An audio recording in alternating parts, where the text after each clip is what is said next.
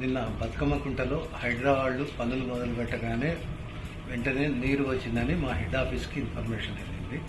వెళ్ళగానే మా ఎండి గారు వెంటనే వెళ్ళి అక్కడికి వెళ్ళి ఏం జరుగుతుందా, ఏం వాటర్ ఒకసారి చెక్ చేయమని నాకు ఇన్స్ట్రక్షన్ ఇచ్చారు.